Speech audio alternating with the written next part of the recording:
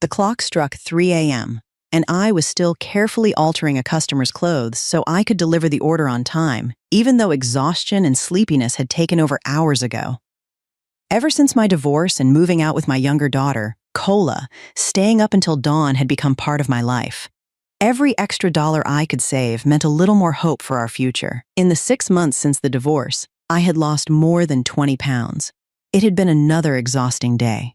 Across the room, Cola slept peacefully on the old sofa inside our tiny rental home. Stretching my aching body, I slowly looked around the room, searching for just enough strength to keep going and give my daughter a better life. Suddenly, Cola opened her eyes. "Mom, you're still awake?" A small smile crossed my face. "You should be in bed, sweetheart. I saw you sleeping earlier, so I didn't want to wake you." "I'll come to bed in a little while." Cola shook her head. "I want to stay close to you." Smiling, I leaned over and kissed my little girl on the forehead. Turning back to my sewing table, I tried to finish the last alterations before finally getting some rest when Cola suddenly asked a question that made me freeze. "Mom, when will our family be together again? I miss Selena. When can we all live together again?" Somehow, I forced a smile. "Soon, sweetheart. Now go back to sleep, okay? It's really late." Both hands dug into my thighs as I fought back the tears, refusing to let my daughter see me cry. Only after Cola had fallen asleep again did I quietly walk into the bathroom, lock the door, and sink to the floor. The tears finally came, but even then, I cried in silence, terrified she might hear me. I missed Selena, my oldest daughter, who was still living with Terry, my ex-husband. Less than a year ago, we had all been one happy family. Now, all that remained were the broken pieces of a past that could never be put back together. 3 days before my due date, I took leave from the small apparel workshop so I could stay home, do the laundry, and get everything ready for the baby. Terry, my husband, and my in-laws were all at work, leaving me alone in the house. By the time I finished cleaning, it was already past noon. I poured myself a bowl of cereal with milk, boiled an egg, and planned to lie down for a while to ease the ache in my back. While I was eating, I felt something warm running down my legs. I hurried to the bathroom to check what was happening. It was my first pregnancy, and I had no idea what it meant. Panic set in, so I called Brenda, my mother-in-law. "Mom, something's wrong. Fluid is coming out, and I noticed a little pink blood. My stomach doesn't even hurt yet. Am I going into labor?" "Your water broke," she replied. "Stay calm and call an Uber to the hospital right away. I'll head home now. Just bring your driver's license and health insurance card. I'll grab everything else when I get there." I called an Uber as quickly as I could. I packed my driver's license, health insurance card, some cash, and the baby bag I had already prepared. About 15 minutes later, the car arrived. By then, mild contractions had started. The closer we got to Piedmont Augusta, the stronger they became. Even with a maternity pad on, I could still feel more fluid leaking. As soon as I arrived, the medical staff took me straight to labor and delivery. I was already 5 centimeters dilated, so the doctor gave me medication to help my labor progress. An hour went by. I was still waiting, but neither Terry nor Brenda had arrived. A nurse brought me the admission forms to sign and asked for the payment. Thankfully, I had enough cash with me, so I asked her to handle it. Before long, the contractions became much stronger. After checking me again, the doctor moved me into the delivery room. 15 minutes later, my baby girl was born. She weighed just over 6.5 pounds. Only then did I see Brenda standing outside the delivery room, carrying several bags filled with baby supplies. At 19, my body recovered quickly. I was discharged from Piedmont Augusta after 3 days and was already feeling almost back to normal. During Selena's first month, Brenda helped me with the baby whenever she could. Once Selena turned 1 month old, though, it was just the two of us all day. She had been an easy baby at first, but after that she started sleeping through the day and crying through the night. In the beginning, Walter would stop outside our bedroom every now and then and complain, "Can't you get her to sleep? Why do you keep letting that baby cry?" As the days passed, his patience wore thinner. Almost every night he would yell from outside the room. "All you do is stay home with the baby, and you still can't take care of her. You can't even calm your own child." Terry never said a word whenever his father complained. Before long, he had started sleeping on the couch. On the nights when the heat became unbearable and he stayed in the bedroom with us, he would lose his temper too. Do something and get her to stop crying. I have to work all day. I come home exhausted, and I can't even get a decent night's sleep. You think I want this? I answered. I've been carrying her around all day. My back hurts too. I'd love one full night's sleep myself. Instead of helping me, all you do is complain. Every time I say one thing, you argue back with 10. If you're so capable, go make the money yourself. Try spending all day out there working in this heat. You think it's easy? You act like you're the only one who knows how to earn a living. The only reason I'm home is because someone has to take care of our daughter. Before either of us could say another word, Brenda stepped in. That's enough, both of you. Lower your voices before Walter hears you and starts another fight. That became our routine for the next 2 months. I stayed awake with Selena almost every night, and during those same 2 months, Terry and I argued more than ever. The house felt cramped. The summer heat never let up. One moment it was Selena crying, the next it was Terry and me arguing, followed by Walter shouting from somewhere else in the house. There were days when I felt so overwhelmed that frightening thoughts crossed my mind. I could barely sleep, and by then I had already lost more than 10 pounds. I lost my mother when I was 3 years old, and my father disappeared not long after that. He never came back. I grew up without knowing what a loving family felt like. The only person I had was my grandmother. She collected recyclable cans and bottles, sold vegetables whenever she could, and worked herself to exhaustion just to keep me fed and in school. After finishing high school, I enrolled in a vocational sewing program and later found a job at a small apparel workshop near home. I had only been working for 2 years when my grandmother passed away before I ever had the chance to repay her for everything she had done. From that day on, I had no family left. When I met Terry, I was like someone who had spent her whole life starving for affection. His kindness, his attention, and the way he cared about me filled a space I had carried since childhood. Wanting that feeling to last forever, I accepted his proposal as soon as he asked me to marry him. I had just turned 18. For a while, life really did feel the way I had imagined. Every morning I went to work, and after work I took care of everything at home. I believed that once our baby arrived, the happiness we shared would only grow. I imagined pouring all the love I had missed as a child into my own daughter, giving her everything I had never received. But life rarely follows the dreams we build in our minds. The family I had longed for existed only in my imagination. After my 3-month maternity leave ended and Selena had finally stopped waking up every night, Brenda called me into the kitchen.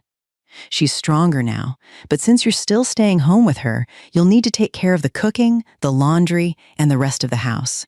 Starting tomorrow, I'm going back to rotating shifts. I can't keep working days forever. My supervisor won't allow it, and the pay isn't as good. I told you before.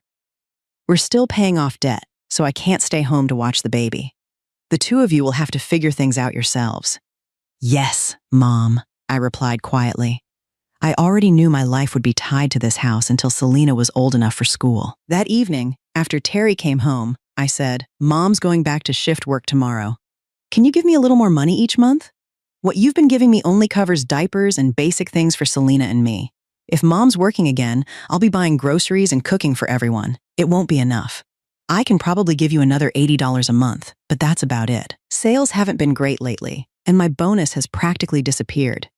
That still won't cover groceries for the whole family.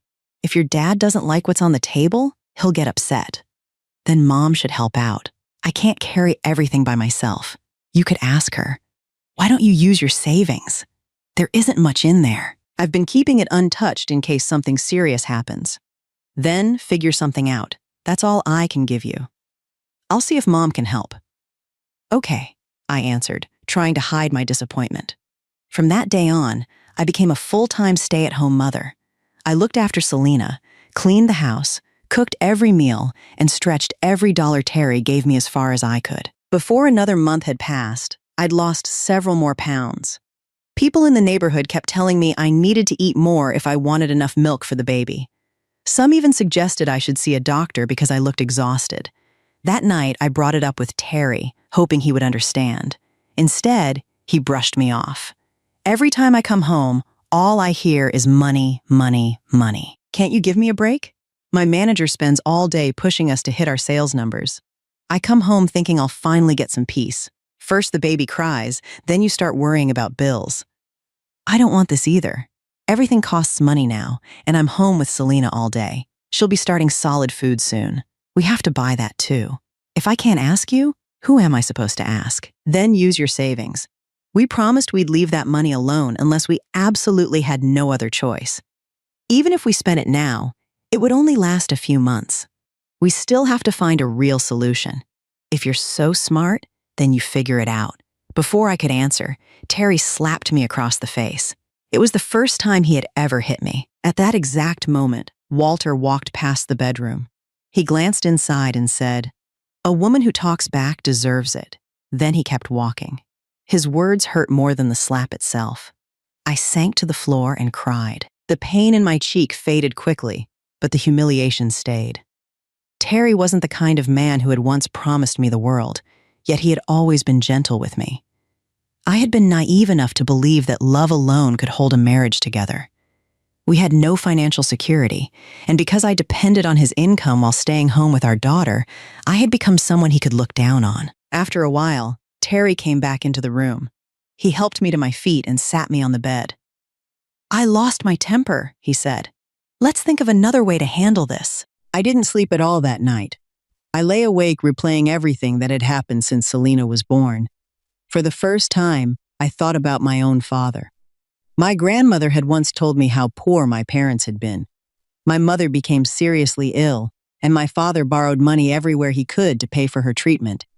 By the time she passed away, he had managed to pay off part of the debt, but one day he simply disappeared, leaving me behind with my grandmother. Back then, I never understood how a father could walk away from his own child. Now, lying awake in the dark, I finally began to understand how poverty, endless debt, and the feeling of never being enough could break a person. But I also realized I couldn't keep living this way. I couldn't spend every day asking Terry for money only to end every night arguing about it.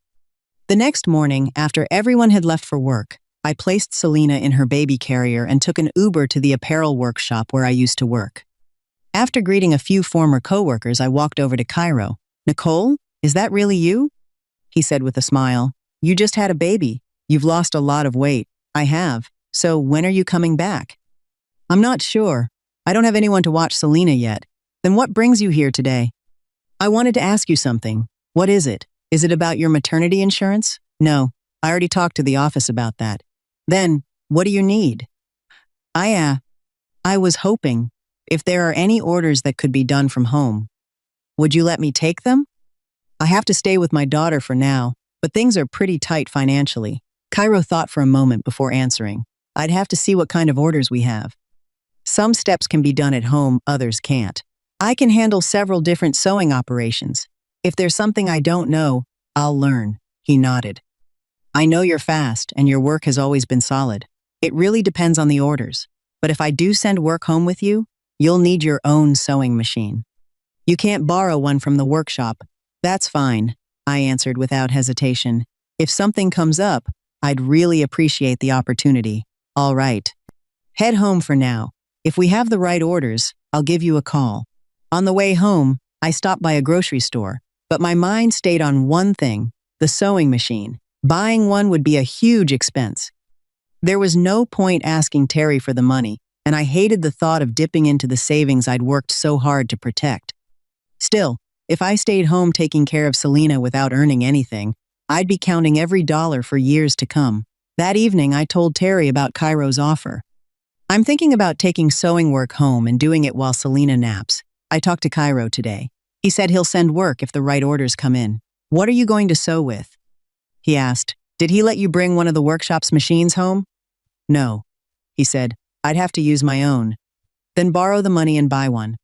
Or use your savings." "I was thinking about asking your mom if she'd lend me some money." "You can ask if you want, but think it through first. Are you sure it'll be steady work?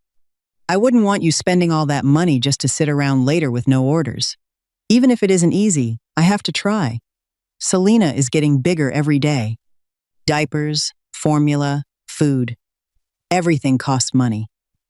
If your income doesn't improve, and I spend another year at home, waiting for her to grow up, how are we supposed to manage? I'd rather start building something now so I can stay with her and still earn a living." Terry was quiet for a moment. It sounds simple, but have you found any reliable clients besides Cairo? What if he gives you one batch of work and then nothing for a month? His question caught me off guard. He was right. Cairo was the only lead I had, and even he hadn't promised me anything yet. I'll look around a little more before I make a decision, I said. Go take your shower. I'll watch Selena for a few minutes. Don't be too long, he replied. I'm exhausted. The next morning, I strapped Selena into her baby carrier and started visiting other apparel workshops around the area. Most owners asked me to demonstrate my sewing skills, then told me they would call if they needed extra help. By noon, I was completely worn out.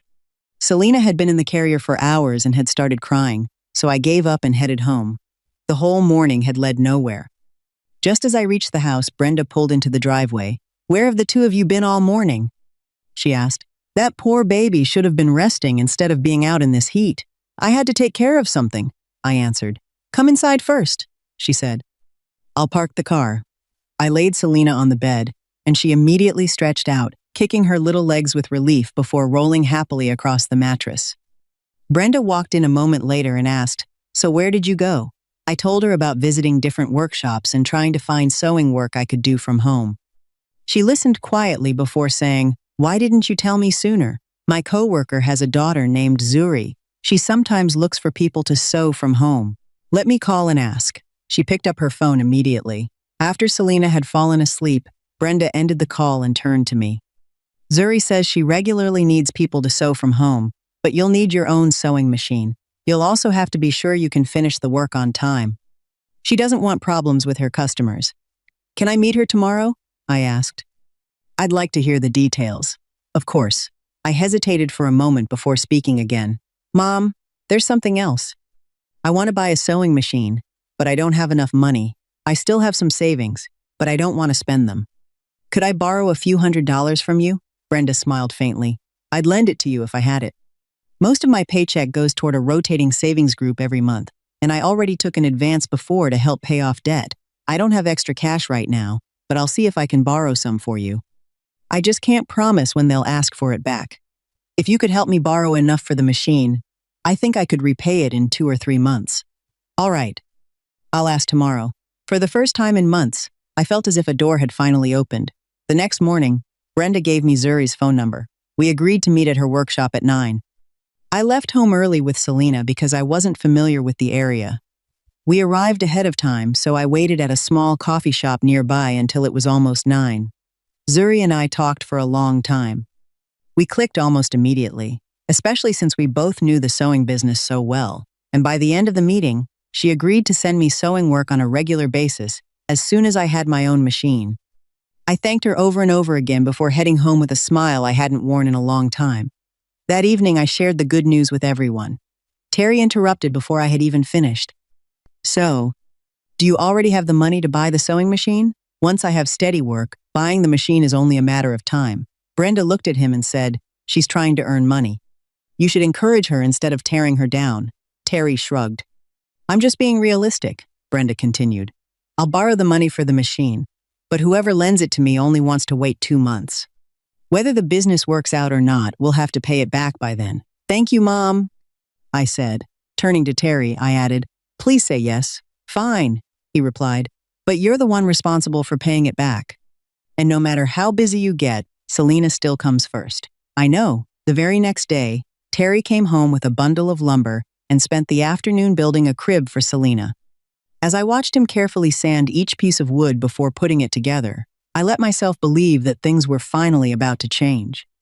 Maybe once I started earning money again, our family would stop fighting every day, and life would become the one I'd been hoping for all along. I bought a new sewing machine with the money Brenda had borrowed from me and officially began working from home. The first few months were exhausting. Every time I was halfway through sewing a garment, I had to stop because Selena was crying, needed a diaper change, wanted to be fed, or was ready for a nap. My days became an endless cycle of sewing, caring for my daughter, and rushing back to work. During those first 2 months, whenever Terry or Brenda came home, they helped with dinner and watched Selena in the evenings so I could finish the orders on time. Terry still complained now and then, but whenever I reminded him that I was only doing this to earn more money for our family, He would grumble under his breath and keep helping anyway. Before long, the sewing business became our family's main source of income. Terry's sales job was becoming more difficult because more competitors were entering the market, and his commissions kept shrinking. By the time Selena turned 1, I had weaned her and enrolled her in daycare so I could spend more time working. Around then, Zuri also began sending me larger and more frequent orders. I threw myself into my work without thinking about the time. Even after everyone had gone to bed, I often stayed up sewing a few more dresses or children's outfits, hoping every extra piece would bring our family a little closer to financial stability. One afternoon, after delivering an order to Zuri, we hadn't even finished counting the pieces before she quietly pulled me into her office. "Nicole, I've been meaning to tell you something. A few days ago, I saw Terry coming out of a cafe that's known for gambling and other trouble. He was laughing and talking with a group of rough-looking guys covered in tattoos." "Terry?" I stared at her. That can't be right. He barely has any money left after paying for gas and everyday expenses. Where would he get the money for a place like that? "Don't be too sure," Zuri said. "A man doesn't need money just to walk through the door. If he has money, he gambles. If he doesn't, he still finds ways to get involved. Just keep an eye on him." I lowered my eyes. "I've been so busy from morning until night that sometimes Selena has to play by herself while I finish my work." "That's exactly why I'm telling you," she replied. "I'd rather you notice something now than find out when it's already too late." "I understand," I said. "I'll pay more attention." Her words stayed with me, but I didn't even know where to begin. I barely had enough hours in the day to finish my work, let alone follow Terry around. On the way home, I bought a roast chicken and a few side dishes to celebrate payday. When I walked into the kitchen, Brenda was already cooking dinner. "Mom, I brought food home," I said. "You only need to finish the vegetables." "You should have called," she replied. "I've already started cooking." "That's okay. We can save it for tomorrow." As I unpacked the food, I told her what Zuri had said. "Mom, Zuri told me she saw Terry leaving a place that's known for gambling." "I'm worried," Brenda frowned. "Where did she see him? I'll ask him when he gets home." Instead of working to support his family, he has time to hang around places like that? Before either of us could say another word, Walter walked out of the bathroom. "The two of you are getting worked up over nothing," he said. "A man goes out to meet people. That's normal. Stop suspecting him over every little thing, or one day you'll push him too far." "I understand," I answered quietly. Brenda glanced at me, and neither of us continued the conversation. I never knew whether Walter was simply too controlling or whether Brenda had spent so many years living with him that she had grown used to backing down whenever he raised his voice. Whenever he spoke, the discussion ended, no matter who was right. His words always cut deep enough that neither Brenda nor I wanted to argue. Before long, I pushed Zuri's warning to the back of my mind and buried myself in work once again. Around that time, Caro, the owner of the workshop where I used to work, started sending me home sewing jobs whenever he had higher-paying orders. I only accepted the ones with better rates, especially when Zuri's workload was lighter, because I was careful with every piece I made and had always been quick to learn. Both Caro and Zuri trusted my work. They paid me fairly and gave me flexible deadlines because they knew I was still raising a young child. One afternoon, while I was delivering an order to Caro, I lost control of my Ford Focus for a moment. The car swerved, bumped into a curb, and came to a stop with a loud jolt. Thankfully, I wasn't seriously hurt. I ended up with a few scrapes, and the front bumper was damaged. Caro looked me over before heading to a nearby pharmacy to buy antiseptic and bandages. Since he had business near my neighborhood anyway, he insisted on driving me home and told me to leave the car there until I could arrange repairs the next day.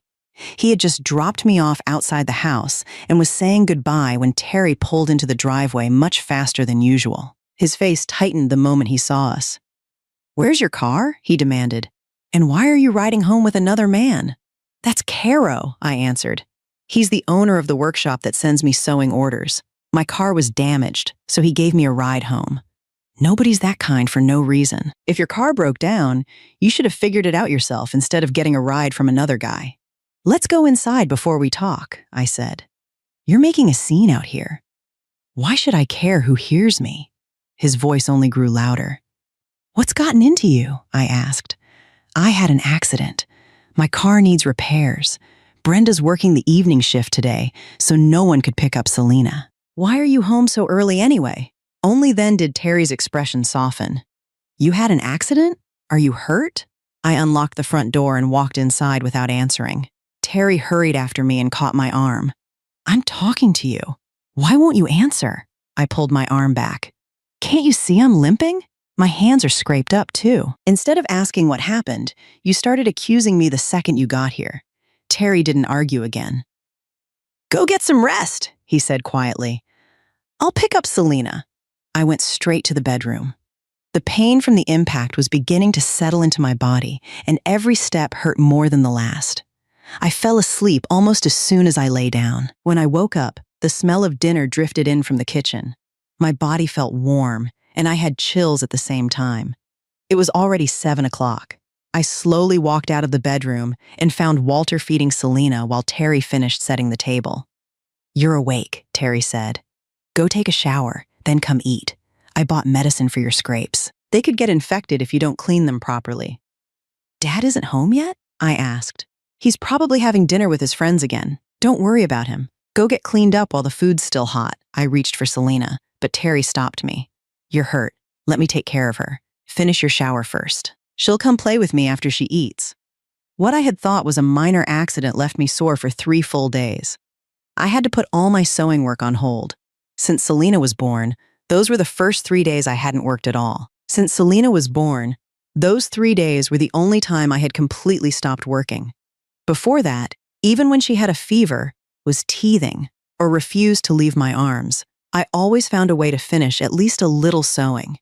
Growing up in poverty had left me with a constant fear that if I stopped working for even a single day, everything we had built could disappear. Terry sometimes joked that I was addicted to work. He would say that once I started sewing, I forgot about both my husband and my daughter, and that for a young married couple, our married life felt more like that of an older couple than newlyweds. After the accident, though, something about Terry changed. He complained less than before and spent more time looking after Selena so I could focus on my work. With fewer interruptions, my sewing skills improved even more, and my income gradually increased. It wasn't a dramatic change, but to me, every extra dollar I earned felt like proof that all the sacrifices had been worth it. For the first time in a long while, I felt hopeful about the future we were trying to build together. By the time Selena was a little over 2 years old, she had grown into a healthy, well-behaved little girl. Because she rarely caused any trouble, I was finally able to devote more time to my sewing. Terry had also moved to a different company, and his income was better than before, so our finances were no longer as tight as they had once been. One evening during dinner, Brenda looked at us and said, "Selena's growing up now. The two of you should think about having another baby while you're still young. It's easier to raise them close in age." Walter nodded in agreement. "That's right. Try for a boy this time. A family needs a son." "We haven't planned on that yet," I replied. "I'd rather wait until we're more financially stable." "Money is never enough," Walter said. "People always find a way to raise their children. If you wait too long, you'll regret it later. Your mother and I had 4 children. Only Terry survived. Otherwise, we'd have had a big family." "Yes, Dad," I answered quietly. Brenda had once told me that after their youngest child passed away, Walter became a different man. He grew short-tempered, drank heavily, and cursed over the smallest things. To avoid making him angrier, Brenda had learned to keep her thoughts to herself. I often wondered why they had both lost children, yet only Walter seemed allowed to pour his grief onto everyone around him while Brenda carried hers in silence. It reminded me of my own parents. We had both been born to the same 2 people. Yet when my mother died, my father walked away and left me behind. Why did it always seem as though women were expected to carry every burden without complaint? That night, after Selena was asleep, Terry wrapped his arms around me. "Let's have another baby," he whispered. "If it's a boy, maybe Dad will finally be happy." "I'd rather wait until we're more comfortable financially," I said. "Selena has only just become a little easier to take care of. My job pays better now," he replied. "You can still work from home. You'll only need a few months to recover after the baby is born. If we wait too long, it might be harder later. Besides, Mom and Dad are still healthy enough to help with a few things now. A few years from now, we might be the ones taking care of them. and next year is supposed to be a lucky year for us. The guys at work keep saying people who have children during the right year seem to do better in life. His words slowly wore down my hesitation. Deep inside, I had always wanted another child. I didn't want Selena to grow up alone the way I had. In the end, I agreed. Not long afterward, I became pregnant again. Terry and Brenda were overjoyed. They bought nutritious food for me just as they had during my first pregnancy. This time, though, everything was different. I suffered from severe morning sickness. Almost everything I ate came back up, and I became pale and exhausted. Thankfully, every ultrasound showed the baby growing normally. It wasn't until my 5th month that I finally began eating properly again. When we found out we were having another girl, Terry looked disappointed, though he tried not to show it. Brenda simply smiled and said, "As long as the baby's healthy, that's all that matters." Walter had a different reaction. "If it's another girl," he said, "then you'll just have to keep trying until you have a boy." His words stung, but I stayed silent and walked away. Having gone through childbirth once already, everything felt a little easier the second time. Terry arranged to work closer to home as my due date approached, so when labor began, he was the one who drove me to Piedmont, Augusta. Our second daughter, Cola, was born weighing about 7.5 pounds. 2 days later, we were back home. When Cola was only 2 months old, I was already sitting behind my sewing machine again. Brenda frowned when she saw me. "You haven't even fully recovered yet, and you're already sewing again. One day you'll regret not taking better care of yourself." "I feel fine, Mom. Sitting around all day makes me restless." She shook her head. "You only say that because you're still young. You'll understand when you're older." I smiled, but once she walked away, I returned to my sewing machine and threw myself back into work. Life, however, rarely follows the plans we make. Cola was an easy baby during her first 3 months, giving me enough time to work in peace. Then winter arrived. Starting in her 4th month, she became sick almost constantly. One illness followed another. First it was a stuffy nose, then ear infections, bronchitis, and finally pneumonia. Day after day, I carried her back and forth between Piedmont, Augusta, and our house. We would barely get home before another trip to the hospital became necessary. While I stayed with Cola, Selena spent most of her time at home with Terry and Brenda, who took turns looking after her. Winter passed into spring, and every dollar Terry and I earned went straight to medical bills. The stress didn't stop there. While we were still worrying about Cola's health, Walter suffered a stroke. From that day on, Brenda and Terry spent their time going back and forth between the hospital and home, taking turns staying with him. One evening, Terry said quietly, "Dad may be in the hospital for a long time. Can you withdraw some money from our savings so we can help cover the expenses?" "Of course," I answered. "I'll go to the bank tomorrow, but you should talk to Mom. The 3 of us can't all stop working. If Dad has to stay in the hospital for a while, maybe she should stay with him during the day. You can keep working and relieve her after work. I'll stay home with the girls and earn whatever I can." "You're right. At least Selena's in daycare now." He paused before asking, "Do you think the daycare provider who watched Selena would take Cola too?" I shook my head. She already told me Cola gets sick too often. She said she'd only consider it once Cola was older. "Then I'll fix Selena's old crib so Cola can use it." From then on, our lives revolved around hospitals, medical appointments, and 2 young children. There were days when everything felt hopeless, but I kept telling myself that as long as we were healthy enough to keep going, we still had a chance.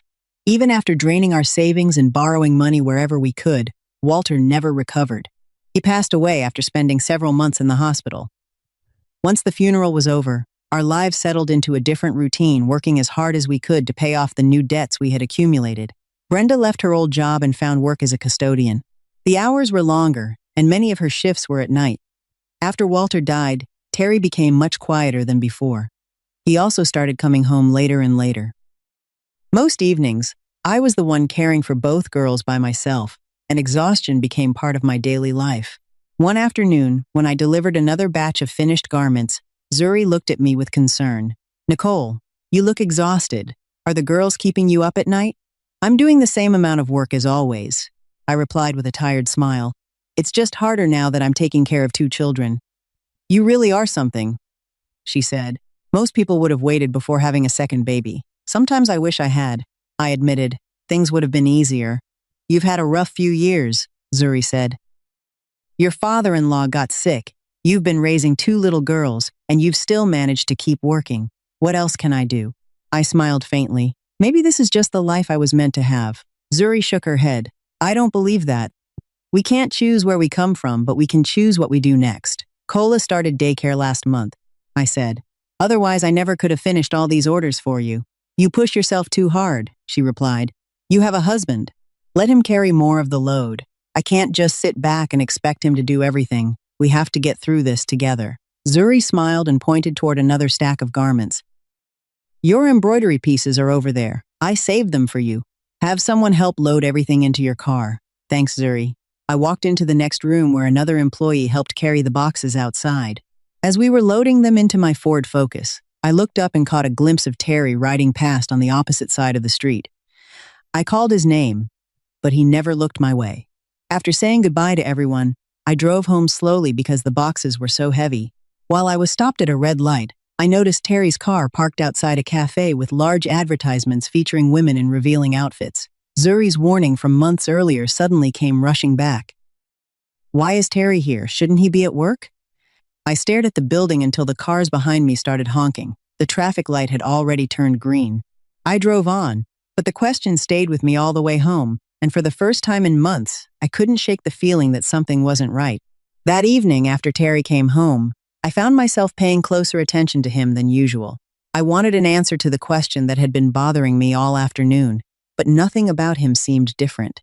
I started telling myself I had probably imagined the whole thing. One afternoon, while I was hand-washing clothes in the bathroom, I heard a FaceTime call notification from somewhere in the house. Selena, I called out. Can you bring Mom the phone? Someone's calling. Okay, Mom, she answered. A few seconds later, she walked toward the bathroom holding a phone in her hands. Before she could reach me, Terry came rushing downstairs. He snatched the phone from her and raised his voice. Who told you to touch my phone? Selena froze in place. Her eyes filled with tears as she stared at her father, too frightened to speak. I immediately stood up and pulled her into my arms. What are you doing? I asked. You scared her. I heard a phone ringing, I explained. I asked her to bring it to me. Where's your phone? Terry asked. I didn't know whose phone it was, I replied. I was in here doing laundry. I just heard it ringing. If it had been yours, why couldn't I answer it? Instead of responding to me, Terry crouched down in front of Selena and softened his voice. Don't touch Dad's phone without asking first, okay? He gently patted her head before walking upstairs with the phone in his hand. I watched him disappear, and the uneasy feeling inside me only grew stronger. Why was he so afraid of someone else touching his phone? Still, my days were so full that I barely had time to think. Between cooking, cleaning, taking care of the girls, and sewing late into the night, there was hardly a moment left to sit down and watch what Terry was doing. Thinking back, I realized he had been spending much more time on his phone lately. When I asked about it, he simply said he was playing games to relax after work, and I didn't press the issue. Over the following weeks, I quietly paid attention whenever I could. Other than using his phone more often, I couldn't find anything unusual. Every time I delivered orders to Zuri, I deliberately slowed down when passing that same cafe, hoping I might see Terry there again. I never did. After watching him for nearly a month without finding anything suspicious, I finally convinced myself that I had been overthinking everything. Before long, the last month of the year arrived. Orders kept piling up, leaving me busier than ever. Thankfully, Kola had grown stronger and wasn't getting sick nearly as often, which finally allowed me to focus on work again. One weekend evening, Cairo invited me to the year-end party for his workshop. Some of my former coworkers also encouraged me to come. Since Brenda happened to have the night off and could watch the girls, I decided to go. It had been a long time since I'd gone out just to enjoy myself, so I put on my nicest outfit and a little makeup before leaving. Nicole? Nia called out as soon as she saw me. Come over here. It's been forever. You're even prettier than I remember. Hard to believe you're already a mom of two, I laughed. You're just teasing me. Most days I look like I walked straight out of the workshop. Today I only put on a little lipstick. Nothing wrong with that, Nia said with a smile. A woman should take care of herself once in a while. She lowered her voice and added with a grin, keeps the husband from wandering. Terry's still in sales? She asked. Yeah, same line of work, just with a different company. Salesmen can talk their way into anything. You'd better keep an eye on him. I smiled awkwardly. He isn't exactly charming when he gets home. Before I could say anything else, Cairo stood up and raised his glass. Everyone, thank you for another great year. Here's to good health, more success, and even better business next year. Cheers.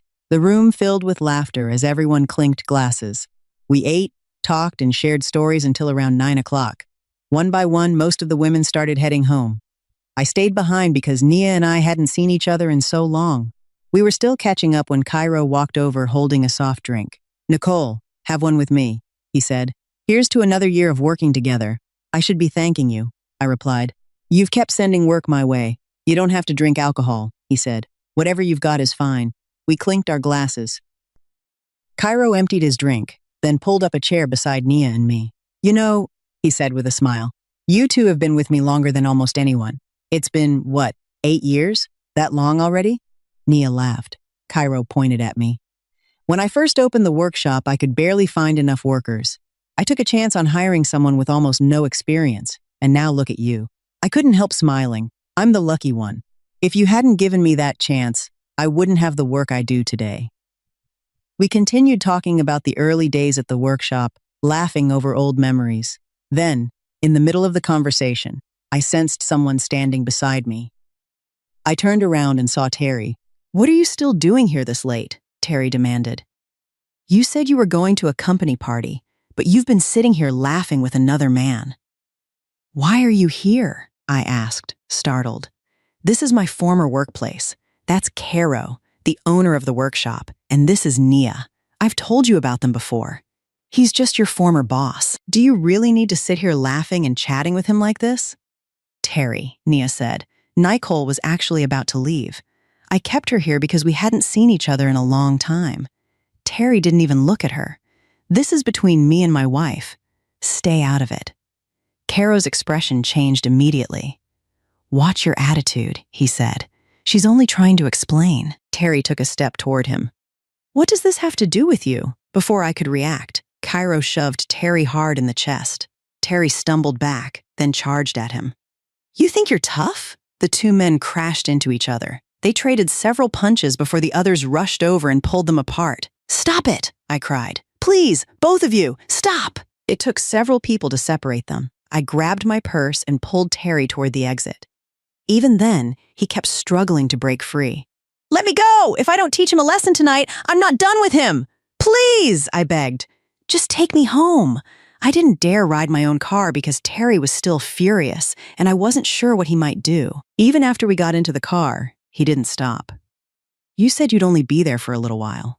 Look what time it is. Can we please talk about this after we get home?" I said. "Why wait until we get home?" he snapped. "Afraid people will hear?" The rest of the drive passed with Terry scolding me while I stayed silent. When we reached the house, I headed straight for the front door, hoping the argument would end there. It didn't. "Stop right there," Terry shouted. "We're settling this now." I turned back to face him. "What exactly do you want to settle?" Before I left, I told both you and Mom where I was going. It was a year-end party with my former coworkers. It's 9 o'clock. What's so wrong about that? In all these years, this is the first company gathering I've attended, while you've gone out with your friends plenty of times and stayed out much later. I never complained. But tonight, in front of everyone, you embarrassed me as if I'd done something shameful. "You call that normal?" Terry shot back. "You dressed up, put on makeup, and sat there laughing with another man. He's my former boss and someone who still sends me work. We were talking with Nia about old times. That's all. I don't care. I saw enough." "You're letting jealousy blind you," I said. "Do you never talk to women at work?" We were having a normal conversation. How is that something inappropriate? "Enough," he snapped. "Don't argue with me. If you've already decided you're right, then there's nothing else to say." I turned and started walking toward the stairs. I turned and started walking upstairs. Terry grabbed me by the hair and yanked me backward before I could take another step. A sharp slap landed across my face. Caught off guard, I lost my balance. My hand hit the floor as I fell, and the back of my head struck the edge of the staircase. The noise brought Brenda running out of her room, and both Selena and Cola woke up crying. "What are you doing?" Brenda shouted. "It's the middle of the night. Why did you hit her?" "Mom! Mom!" Selena cried as she ran toward me. Cola started crying too. Brenda helped me sit up and turned to Terry. "If you're upset, then talk it out. Why do you always have to use your hands? What if she'd been seriously hurt? Who would take responsibility?" Terry didn't answer. He looked at me for a brief moment, then quietly walked upstairs without another word. Selena and Cola stayed beside me, crying as they gently rubbed my arm. I sat there without moving. The pain hadn't fully reached me yet. What filled my chest instead was a tangled mix of shock, humiliation, disappointment, and sadness. I never imagined that the man I had chosen to build a family with would raise his hand against me a second time. After that night, Terry and I grew distant. I was still angry with him, so I had no desire to start a conversation. Terry acted as though nothing had happened, but he made no effort to make things right either. I'd heard plenty of women talk about husbands who hit their wives as if it were an ordinary part of marriage. I had always believed something like that would never happen to me. One night, I felt unusually tired and went to bed early, but I couldn't fall asleep. Around midnight, I went downstairs for a glass of water and noticed the living room light was still on. Brenda and Terry were talking quietly. "Are you really not going to make up with Nicole?" Brenda asked. "How long are the two of you planning to keep giving each other the silent treatment? The girls can feel it too." "Look at the way she acts," Terry replied. "She doesn't even seem to respect me anymore. Ever since she started making more money, all she does is work. She barely has time to talk to her own husband. But the moment she goes out, she's laughing and chatting with other people. Then when I say something, she argues back." Brenda let out a quiet sigh. "That's not what I see. I see a woman who's done everything she can for this family. She never spends money on herself. She works harder than anyone else in this house. If she's earning more than you, shouldn't that make life easier for both of you instead of hurting your pride? Has she ever embarrassed you in front of anyone? Has she ever neglected the girls or stopped being a good wife? She went out one time all year and stayed a little longer talking with people she used to work with. She's only in her 20s. Women her age are still traveling, enjoying life, and thinking about themselves. Nicole spends every day sitting behind that sewing machine, then cooks dinner for everyone at night. She's a good woman, Terry. Don't repeat the mistakes your father made. I've lived through that already." "I don't want to watch you destroy your own family the same way." Terry didn't answer. I quietly turned around and went back upstairs before either of them noticed me. So that was what had been bothering him all along. He wasn't upset about the party itself. He resented the fact that I spent nearly all my time working, but I had never chosen that life because I enjoyed it. I worked because our family needed the money. If he had simply told me how he felt, we could have talked about it. Instead, he chose harsh words and raised his hand against me. A whole month passed without him ever apologizing. In the end, I realized we couldn't keep living in silence forever. Little by little, things between us returned to normal. Without ever saying it aloud, I decided to let the past go. Not long after that, one evening Terry came home wearing a big smile. He pulled out a thick stack of cash and handed it to me. "Quarterly bonus," he said proudly. "Go ahead and put it away." I looked at the money in surprise. "I've never seen you get such a big bonus before. Is the company doing that well?" "I've been working nonstop to hit my sales targets," he replied. "I'd better be getting rewarded for it. If every quarter was like this, we'd be in great shape." I couldn't hide my excitement. We finally had a little breathing room. I deposited the money into our savings account, thinking it would help us prepare for whatever came next. But the feeling didn't last long. Just over a week later, Terry came to me and said, "Nicole, I need that money back. The bonus I gave you." "What do you need it for?" I asked. "I already put it into our savings." "Then take it back out and give it to me. It's in a 1-year certificate of deposit. I can't just withdraw it without a reason. Figure something out." His voice grew impatient. "I need the money." "But what happened? At least tell me what it's for. It's something I have to deal with." "You don't need to know every detail. When you brought the money home, you told me it was a bonus. I didn't ask a single question. Now you're asking for $20,000 back. That's not a small amount. Of course I need to know what's going on. I'm not refusing to help you. Then borrow it from someone if you have to. I can ask Zuri, but I really don't want to touch the savings." "Fine. Borrow it tomorrow and bring it home." He turned away, then threw one last comment over his shoulder. "You ask too many questions." Without another word, he walked upstairs, leaving me standing alone in the living room, completely confused by his sudden change in attitude. The argument didn't end there. When payday came the following month, Terry still hadn't given me his paycheck. "Didn't you get paid this month?" I asked one evening. "And what about the $20,000? Have you gotten that back yet?" "I borrowed money from Zuri to help you. I need to pay her back." "Payroll's been delayed," he replied. I haven't been paid yet, I frowned. Your company has never paid late before. Did they say when you'll get it? Why do you keep asking so many questions? He snapped. I'll deal with my own problems. Do you really need to know everything? Aren't you making enough money from sewing? Why are you so desperate for my paycheck? What's wrong with asking? I said. We're married. Your income isn't just for daily expenses. We still have other responsibilities. Now you've really gotten confident, he shot back. You make a little money and suddenly you think you can lecture me. That's not what I'm doing. You called me useless, didn't you? Like I'm just standing around doing nothing. I never said that. Fine.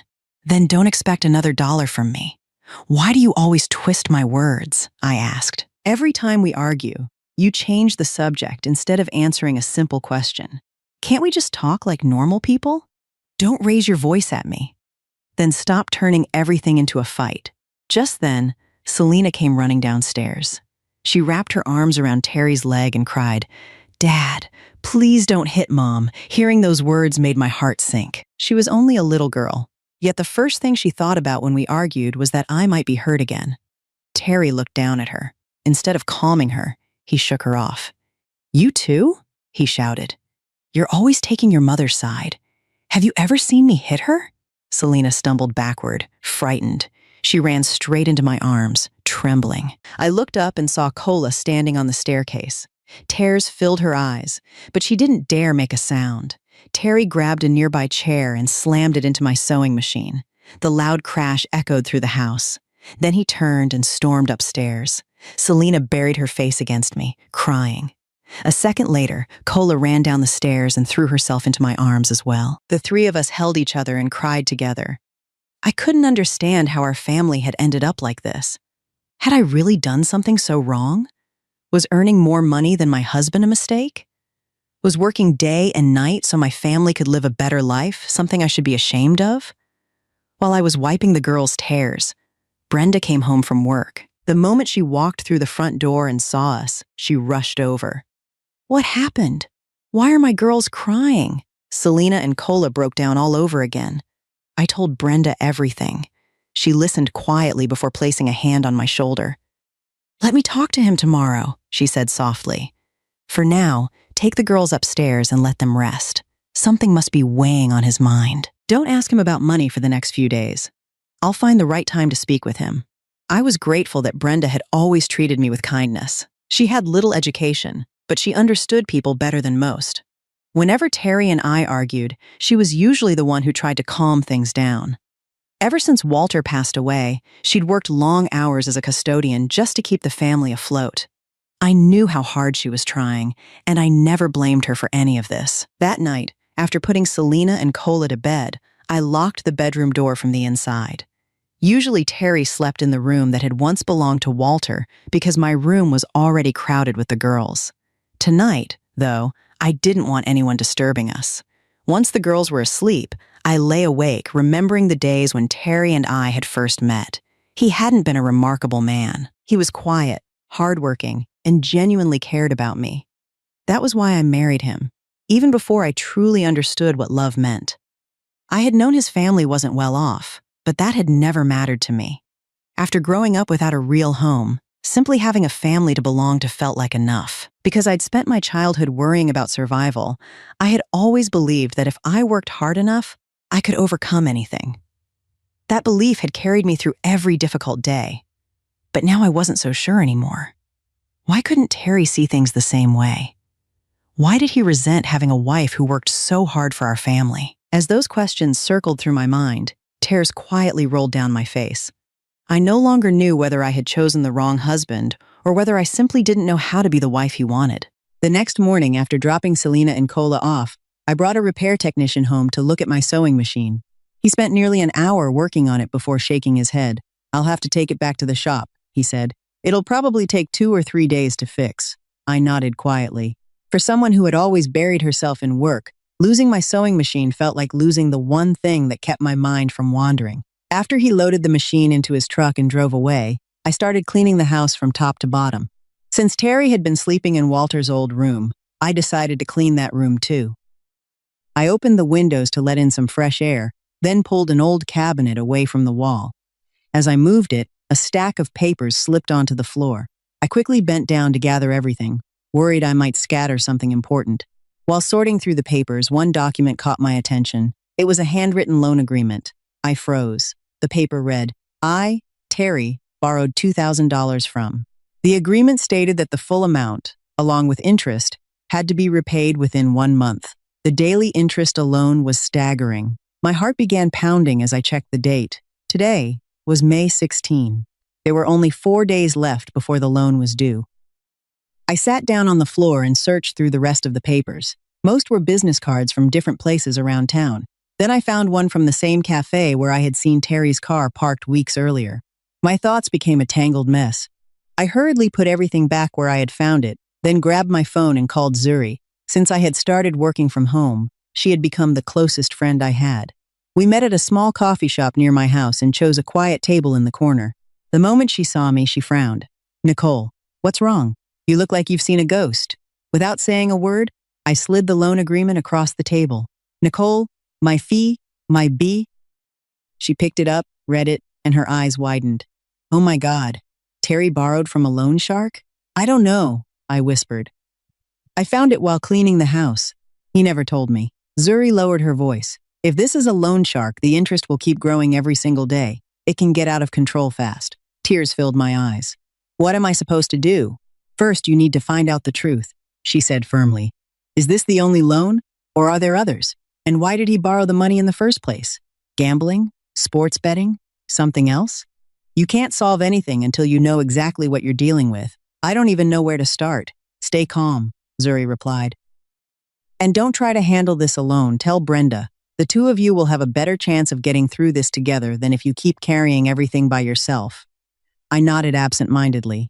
Zuri continued talking, trying to help me think through every possibility, but her words barely registered. My mind was already filled with questions I didn't know how to answer.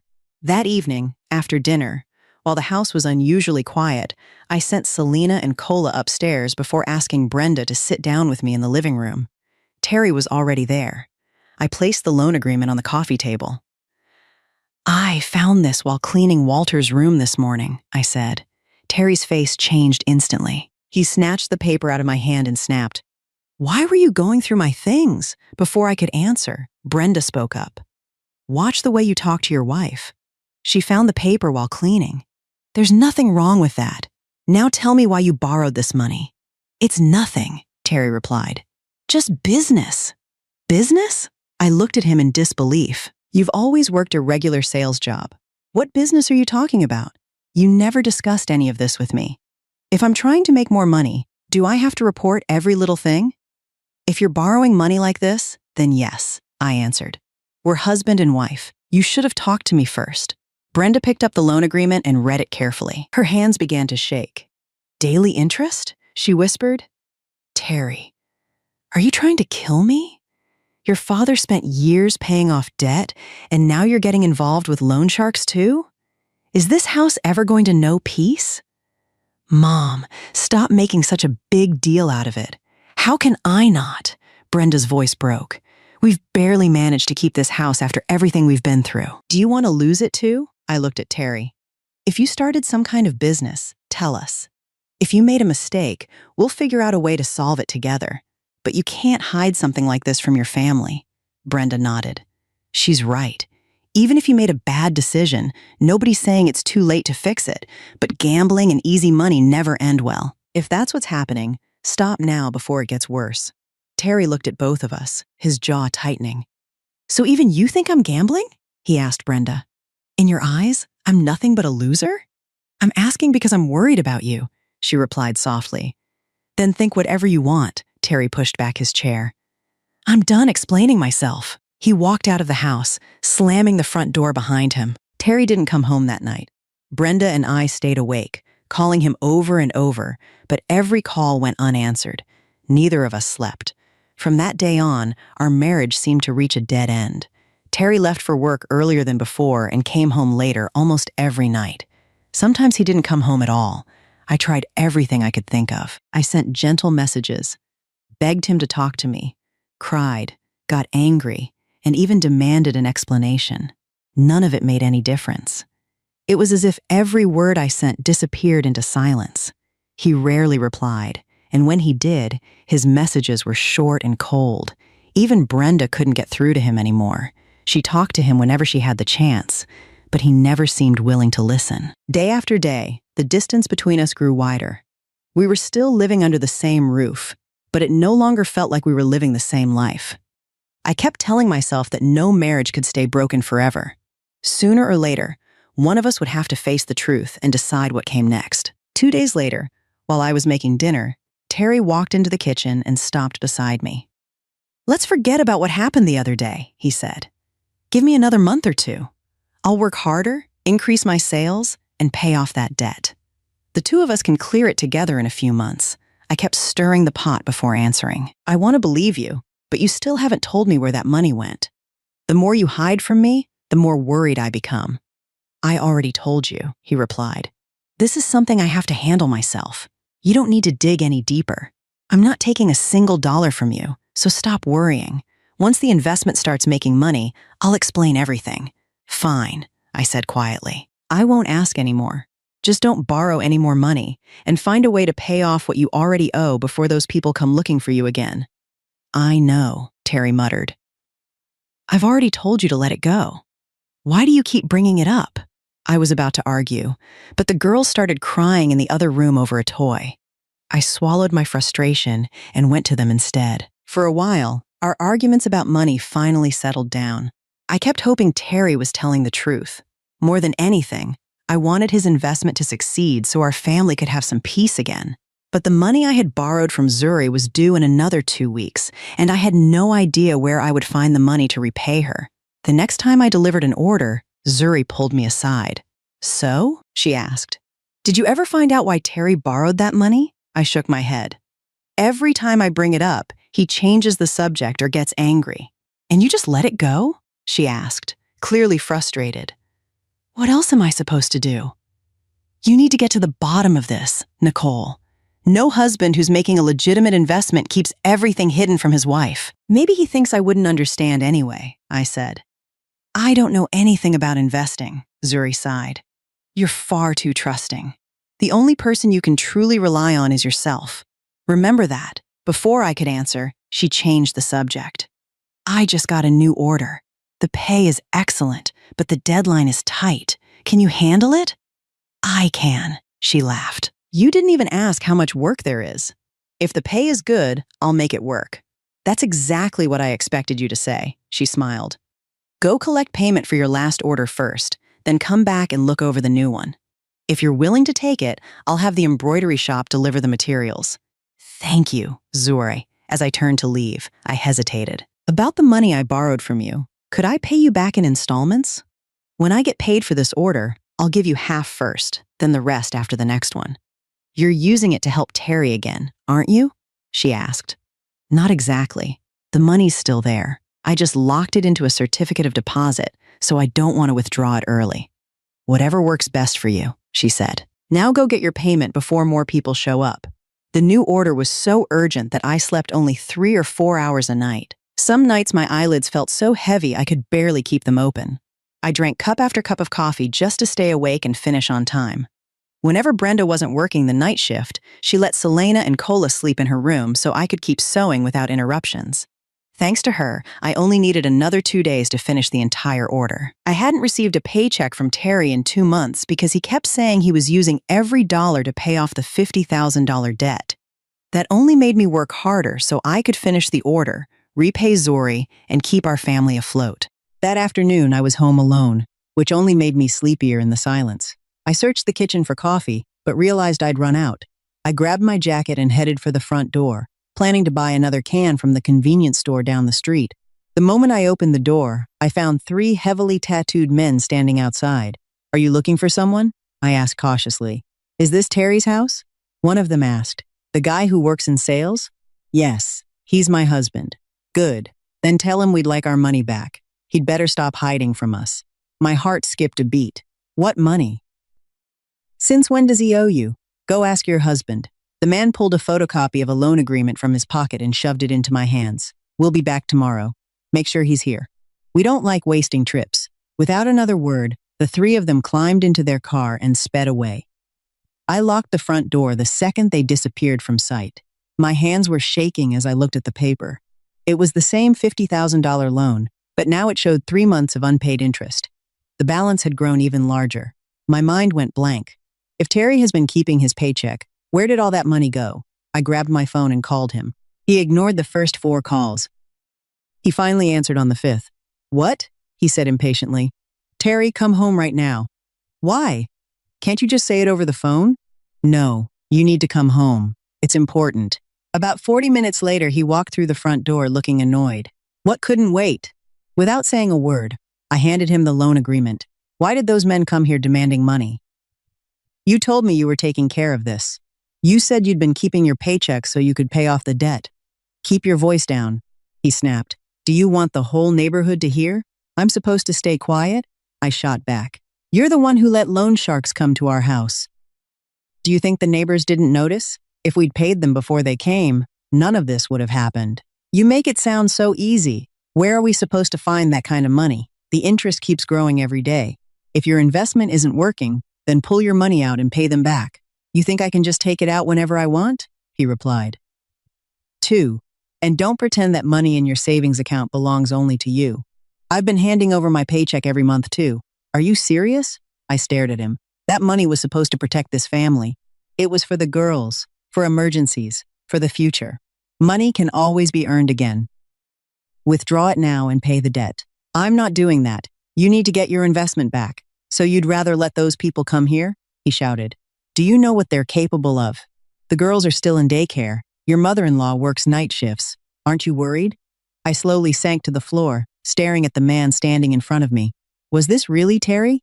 He knew exactly what those men could do to our family, yet he had allowed the debt to grow until they showed up at our door, all because he wanted to force me to empty the savings I'd spent years building. I couldn't think anymore. I couldn't even argue. In the end, I gave in. I withdrew every dollar from our savings so Terry could pay off the debt. The amount still wasn't enough, so Brenda had to borrow the rest from someone she knew. After that day, I stopped speaking to both Terry and Brenda. For the first time, I felt completely powerless inside my own marriage. I didn't speak to Terry or even Brenda for an entire week. I felt completely drained. That Sunday, both Terry and Brenda were off work. I told them I was going out to visit Zuri for a while, but the truth was I just wanted to get away from the house. Every time Terry and I were in the same room, we ended up arguing. I didn't actually meet anyone. I didn't have many friends, and I couldn't keep burdening Zuri with my problems. I wandered around for hours until a dull pain started spreading through my stomach. Deciding to head home, I walked through the front gate just as I heard voices coming from inside the house. Terry and Brenda were talking. I stopped without thinking. Tell me the truth, Brenda said. What's really going on? There's nothing else to tell. Don't lie to me. I've already seen it with my own eyes. I asked around too. You've been seeing that woman who works at the cafe, haven't you? There was a long silence before Terry answered. If you already know, why are you asking? My whole body froze. Brenda's voice shook. How could you do this? You have a good wife and 2 daughters waiting for you at home, and you're running around with a woman like that? Terry let out a slow breath. She's different. Different? Brenda repeated. Different how? She's always happy to see me. She listens when I talk. She cares about what I'm going through. Nicole doesn't anymore. All she does is work. She barely smiles. The moment I say one thing, she argues back. She wasn't like that before. Brenda stared at him in disbelief. Have you lost your mind? Nicole spends every waking hour working because she's trying to keep this family together. She stays home with the girls, sews until the middle of the night, and still takes care of this house. When is she supposed to sit around smiling all day? She doesn't even let herself rest because she's afraid your daughters will need money one day. Terry looked away. You don't understand. Then explain it to me, Brenda demanded. What happened to the money? The loan, the bonus. 2 months of your paycheck. Where did it all go? Terry lowered his voice. I gave it to Summer. My heart stopped. I invested it with her. Brenda gasped. You gave her the money? After forcing your wife to empty her savings to pay off your debt? Summer and I are building something together, Terry replied. At first it was only business. Later, we developed feelings for each other. If I pull the money out now, everything we've built will fall apart. Brenda's face turned pale. Are you really talking about having another woman while your wife is breaking herself trying to support this family? Summer doesn't need my money, Terry said. She earns a good living on her own. She even helps me sometimes. She isn't using me. Brenda shook her head. Wake up, Terry. No woman gives everything without expecting something in return. You can believe whatever you want, he answered. But what we have is real. At that moment, I pushed the front door open. The moment I stepped inside, both Brenda and Terry turned toward me. Shock flashed across their faces. Brenda rushed over at once. Nicole, it isn't what it sounded like, she said nervously. That woman must have manipulated him somehow. Please calm down. I'll talk some sense into him. You're the only daughter-in-law I'll ever accept. I barely heard a word, she said. My eyes never left Terry. Everything you just told, Mom, I asked, my voice shaking. Was it all true? Nicole, Brenda pleaded, please go upstairs for now. Let me handle this. I slowly shook my head. Mom, this is between Terry and me. I need to hear the answer from him. I stared at my husband. So that's why nothing I did was ever enough anymore. You already had someone else. That's why everything about me bothered you, isn't it? The words had barely left my mouth before every emotion I'd been holding back burst loose.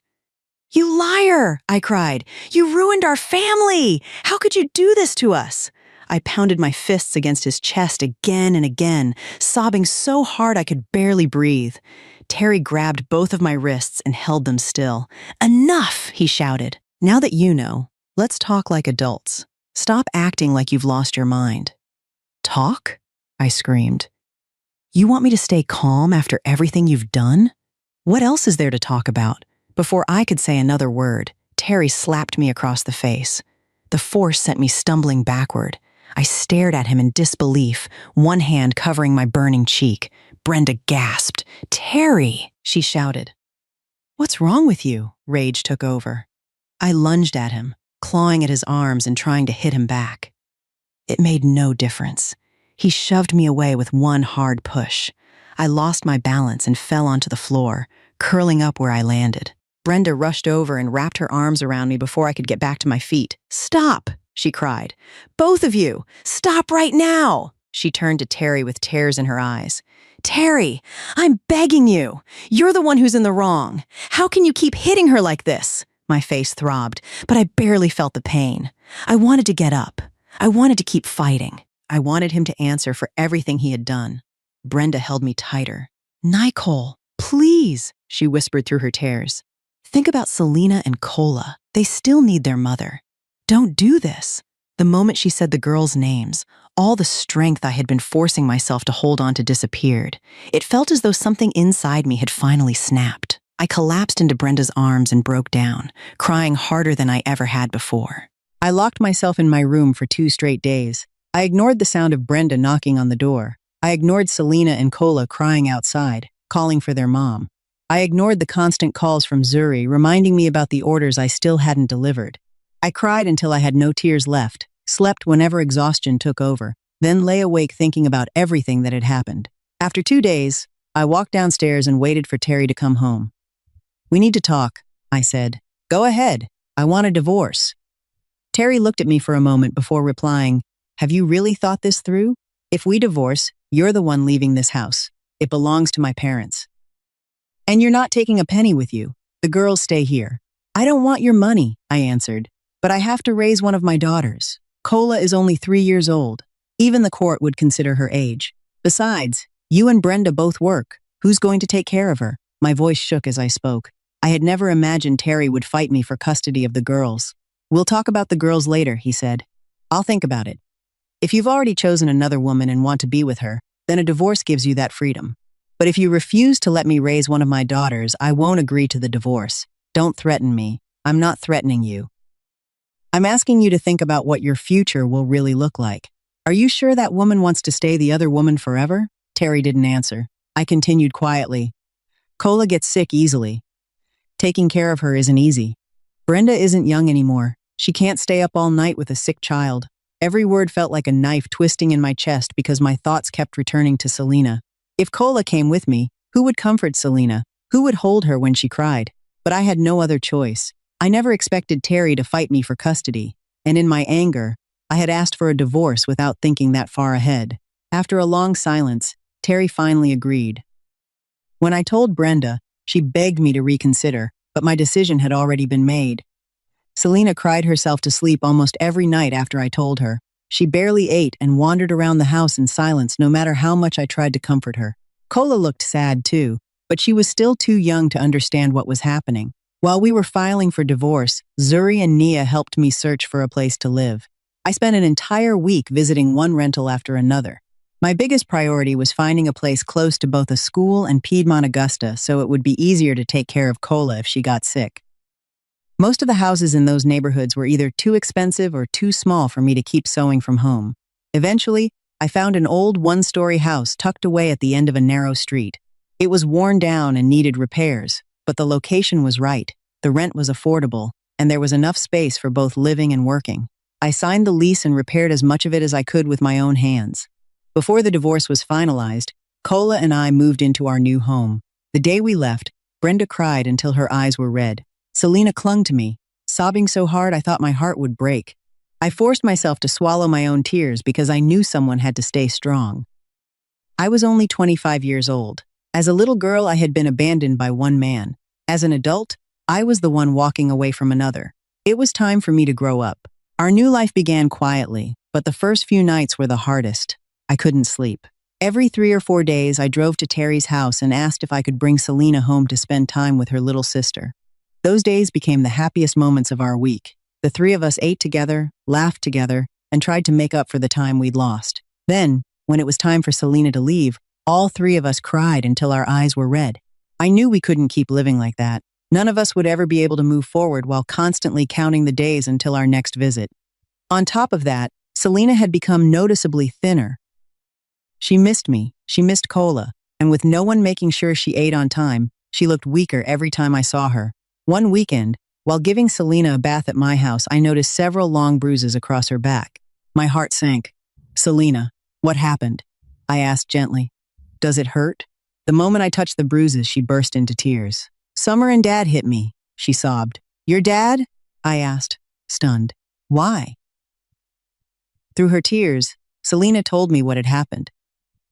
Summer had been ordering her around all day, sending her to do one chore after another. Eventually, Selena refused. Summer accused her of being disrespectful and hit her. Crying in pain, Selena shouted, "Get out of my house! You're not my mom!" At that moment, Terry walked in. Summer immediately ran to him, her voice breaking as she spoke. "See? I've been trying to take care of her, and this is how she talks to me.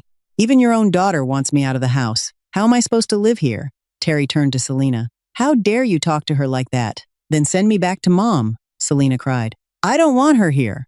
Instead of listening, Terry punished her with several more strikes. Brenda came home just in time to stop him. I pulled Selena into my arms, holding her as tightly as I could. My heart felt as though it had been torn apart. How could my daughter be living like this?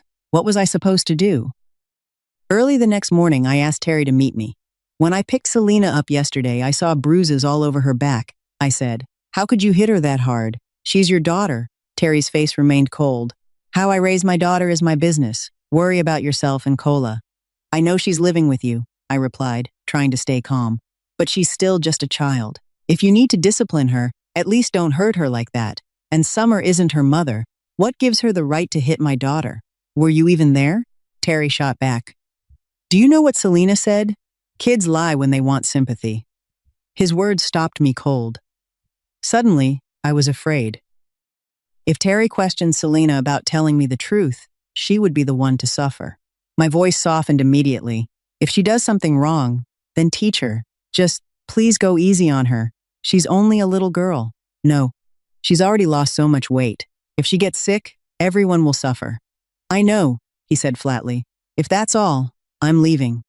I stood there watching him walk away. At that moment, I realized something with absolute certainty. I couldn't leave Selena in that house any longer. She wasn't only carrying the pain of her parents' divorce. She was living with fear, punishment, and a stepmother who treated her like an unwanted burden, somehow. I had to bring my daughter home. Not long afterward, I learned that Terry and Summer were officially together. She wanted to move into Brenda's house, but Brenda refused to let her. As a result, Terry spent his time going back and forth between the two places. During the first few months after the divorce, I picked Selena up once or twice every week. By the third month, I deliberately started visiting less often. Sometimes I only brought her home once a week.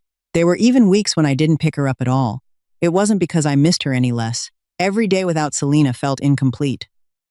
But I wanted Terry and Summer to experience what it was like to have a child constantly interrupting the life they wanted to build together. When summer vacation arrived, I asked Terry if Selena could stay with me for the entire break. He agreed without much hesitation. I knew those 2 months gave Terry and Summer the freedom they had been looking for. They could focus on their relationship without having to worry about Selena. Once school was about to start again, I brought Selena back to Brenda's house. Terry happened to be there that day. "How have you been, Mom?" I asked as I handed Brenda some vitamins for her joints. "You shouldn't have spent money on me," she replied. "Save it for the girls," I smiled before turning to Selena. "You're starting 2nd grade soon. Make sure you study hard and listen to your teachers." I raised my voice just enough for Terry to hear. If she lived with me, I could help her with homework every evening. I work from home, so I'd always be there after school.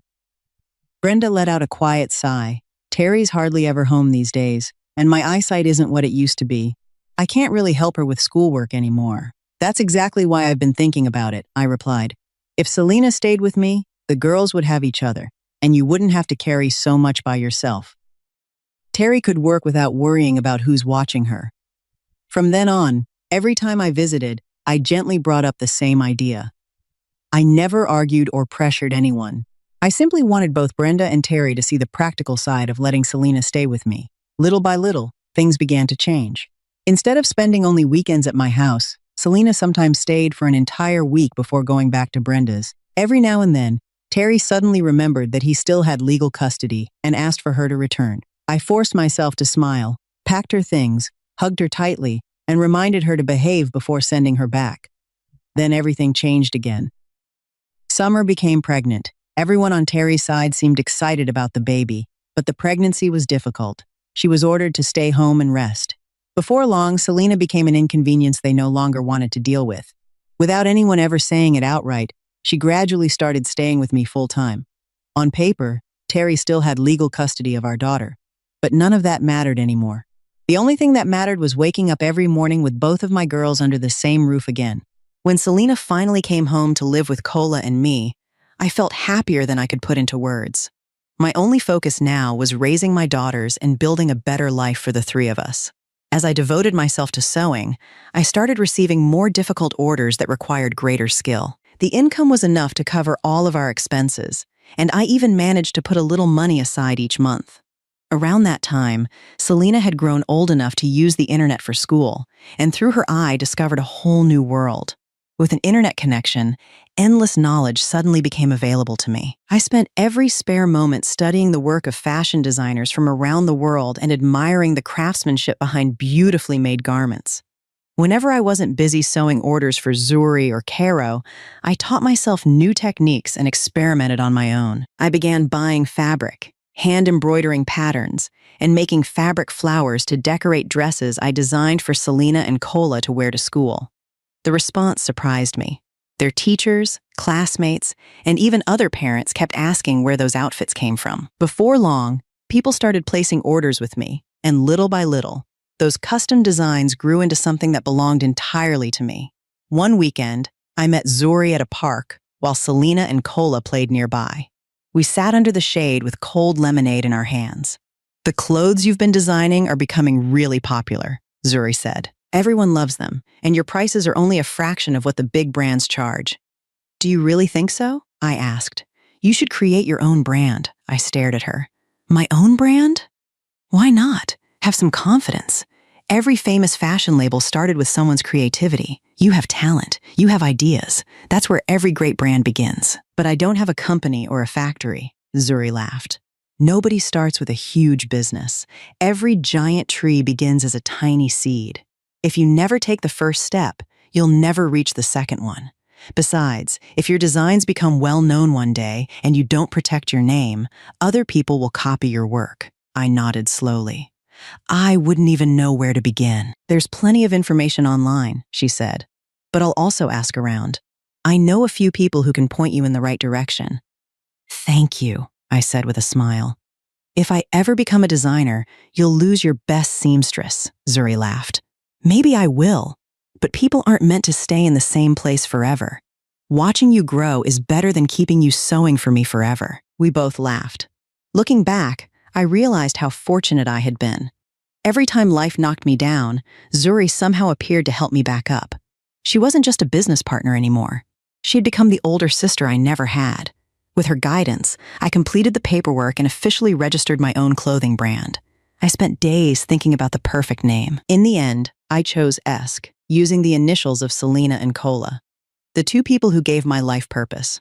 For the first time, I had created something that truly belonged to me. A woman who had left school after the 9th grade now owned a brand she had built with her own hands. I stood there holding the registration papers, fighting back tears because I still couldn't believe it was real. One weekend evening, the three of us were getting dinner ready when Selena suddenly looked up at me. "Mom, remember the custom dress Gavin asked you to make for his mom? Have you finished it yet?" I stopped what I was doing. "Oh no, I completely forgot. I had already picked the design but hadn't even started the embroidery. When did he say he needed it?" I asked. Selena sighed and laughed. "Mom, you're only in your 30s and you're already getting forgetful. He needs it tomorrow. Then you and Kola finish making dinner," I said, hurrying toward my workroom. "I need to find the design I saved. If I don't start tonight, I won't finish in time." The following afternoon, I met Gavin to deliver the custom dress he had ordered for his mother. The dress wasn't the only reason I wanted to meet him. I also wanted to thank him for everything he had done for Selena. "Hi, I'm Selena's mom." Gavin smiled warmly. "Hi, Nicole. Thanks for coming all the way out here. It wasn't any trouble. I also wanted to thank you in person. Selena used to avoid math whenever she could, but now she'll sit for hours working through practice problems without complaining. That's because of you. That's simply part of being a teacher," Gavin replied. "You don't have to thank me." He pulled out a chair. "Can I get you something to drink?" "Orange juice would be great. Thank you." I handed him the garment bag. "Here's the dress you ordered. I hope your mom likes it." Gavin carefully unfolded it and studied every embroidered detail. "This is beautiful," he said. "The embroidery is so delicate. My mom is going to love it. She's been living in Italy with my aunt for the past few years, and my sister asks me every so often to send her something handmade from back home. Someone recommended your work, and after I looked through your designs, I knew your style would be exactly what she'd like." We kept talking long after he had put the dress away. Our conversation drifted from Selena's progress in school to teaching, embroidery, family, and life in general. Time passed so naturally that neither of us realized it was almost lunchtime. By the time we finally said goodbye, it no longer felt like a meeting between a customer and a seamstress. Somewhere during those hours, we had quietly become friends. Thanks to my friendship with Gavin, more people began hearing about my work. He recommended me to friends, co-workers, and parents at the school where he taught. Before long, custom orders were coming in faster than I could finish them. I eventually hired 2 experienced seamstresses to help with production while I focused on designing new collections. The small rental house that had once been home to just Kola and me gradually became a busy workshop filled with sewing machines, fabric, sketches, and finished garments. Looking around, I could hardly believe how much my life had changed. A few years later, while taking Kola to a follow-up appointment at Piedmont Augusta, I unexpectedly ran into Terry in the hallway. He looked older than I remembered. The confidence he once carried had faded, replaced by a face that seemed tired all the time. "How have you been?" he asked. "I'm doing well," I replied. "How about you?" He gave a faint smile. "I'm hanging in there." Neither of us brought up the past. We spoke politely, like two people who had once shared part of their lives before choosing different paths. Just before we parted, Terry said quietly, "Summer has lost several pregnancies." I paused for a second. "I'm sorry to hear that." "We got married a while ago?" he continued. I nodded. "I hope things get better for both of you." He looked down at the floor. "Mom still doesn't get along with her." "That sounds like Brenda," I said with a small smile. "She has a good heart." "She just wants peace in the family," Terry nodded, then walked away. As I watched him disappear down the hallway, I realized there was no resentment left inside me. Everything that had happened belonged to another chapter of my life. I no longer needed explanations, apologies, or justice. I already had something far more precious. A peaceful life with my daughters and work I truly loved. Terry had his own life, and I had mine. We had each gone our separate ways. As time went on, Gavin started stopping by the house more often. At first, he came to check on Selena's schoolwork. Later, he would stay for dinner whenever he had the chance. The girls adored him. Kola would run straight into his arms the moment he arrived, while Selena loved showing him her latest math assignments. Before I knew it, he had become part of our everyday routine. Whenever he came over, he never acted like a guest. If he saw dirty dishes in the sink, he washed them. If something around the house needed fixing, he quietly took care of it. After dinner, the girls would play together while Gavin and I sat outside with cups of tea, talking about work, the girls, or whatever happened to cross our minds. One evening, after Selena and Kola had gone inside to get ready for bed, the yard fell quiet. Gavin looked at me for a long moment before speaking. "Nicole, there's something I've wanted to tell you for a while." I looked up. "What is it?" "I like you." I lowered my eyes without saying a word. "I know you've been through a lot," he continued. "I'm not asking you to answer me today. I just want you to know how I feel." I gave a small, helpless smile. "Gavin, I'm divorced. I have 2 daughters. My life is complicated. I know.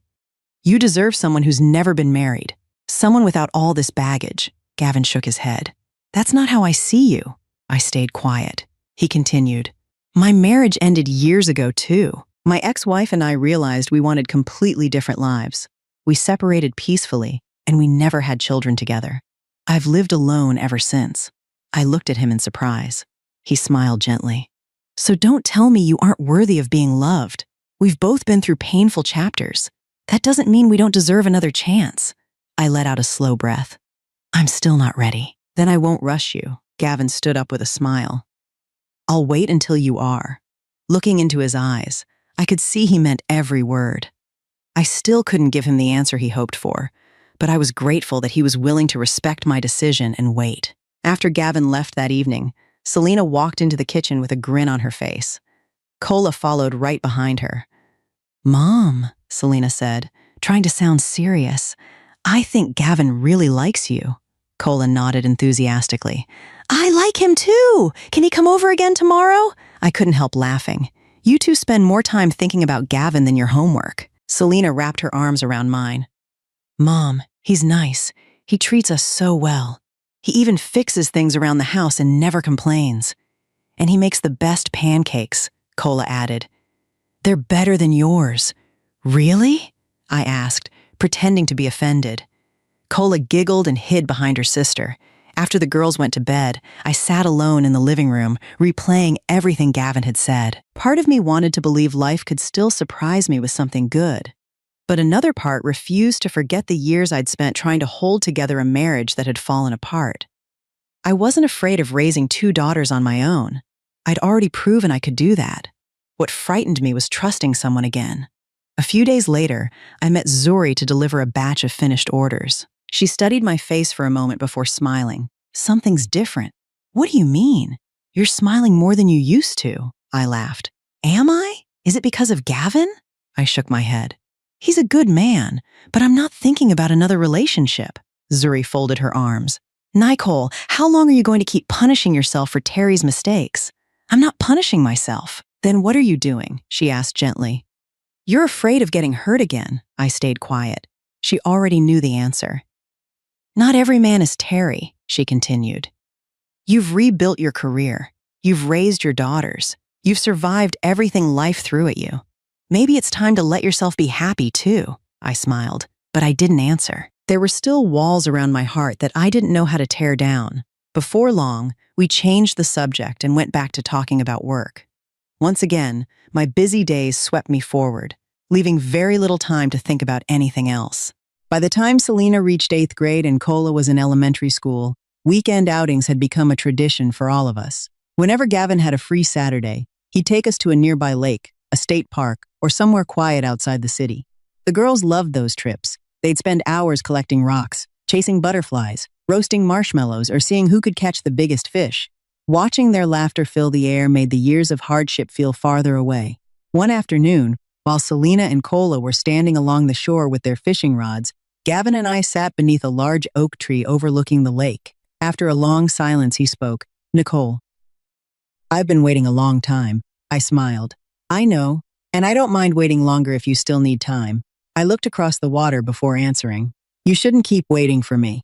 You deserve someone who can give you an answer without making you wait for years. Gavin smiled and gently shook his head.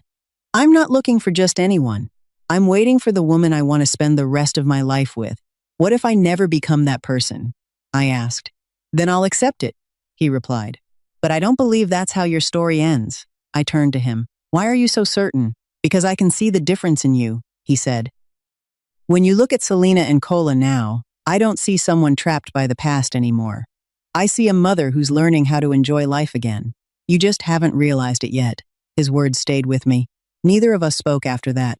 We picked up our fishing rods and sat quietly beside the lake until the girls came running toward us, laughing as they proudly showed us the little fish they had caught.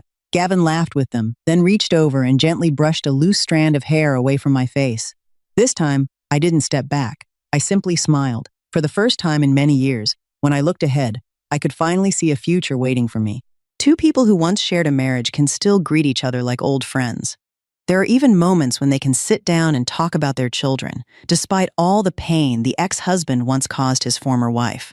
Perhaps Nicole simply knew when it was time to let go, choosing not to carry the weight of resentment toward the man who had betrayed their marriage. By doing so, she gave herself the chance to write a new chapter of her life, one filled with hope instead of bitterness. But the truth is, letting go the way she did is far from easy for most people. In the end, Nicole chose to put the happiness of her two daughters above everything else. If you enjoyed this story, please like the video and follow the channel to support Olivia's story. Thank you for watching, and I'll see you in the next story.